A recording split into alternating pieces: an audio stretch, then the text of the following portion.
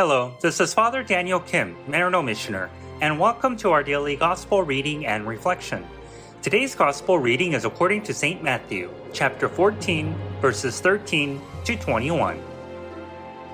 When Jesus heard of the death of John the Baptist, he withdrew in a boat to a deserted place by himself. The crowds heard of this and followed him on foot from their towns.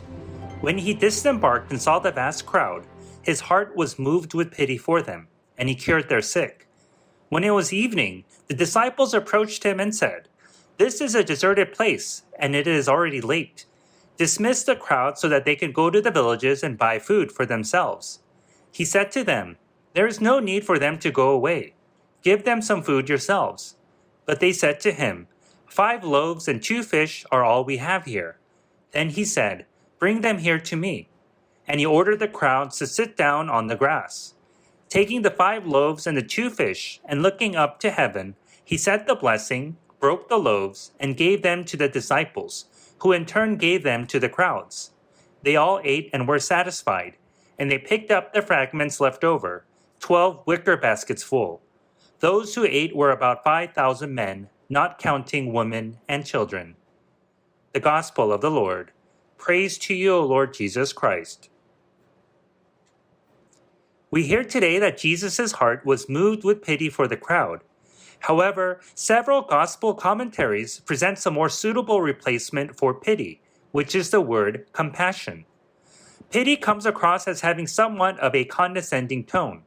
Compassion, on the other hand, presents a much more intimate and relatable approach where Jesus' humanity is stirred because he feels what the crowd is feeling.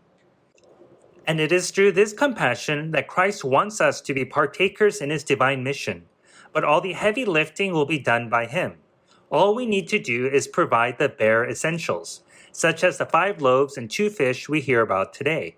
And through humble offerings like these, Jesus will perform great works. This is a powerful and life-changing missionary partnership that all of us are invited to participate in, regardless of where we find ourselves in our life journey. Each and every one of us, rich or poor, young or old, healthy or sick, always have a way to participate in God's salvific mission. All we need to do is search in our hearts where the Spirit dwells and ask. Thank you for listening to today's Gospel reading and reflection. Please be sure to tune in again tomorrow. Have a blessed and heartwarming day. If you enjoyed today's Gospel reading and reflection, please make sure that you subscribe wherever you're listening to podcasts. Also, if you know somebody who may find value in today's reading, please make sure that you share it with them. To learn more about how you can support the work that Maryknoll does around the world, please visit us at maryknollsociety.org. And if you're interested in subscribing to our online magazine, please feel free to visit us at maryknollmagazine.org.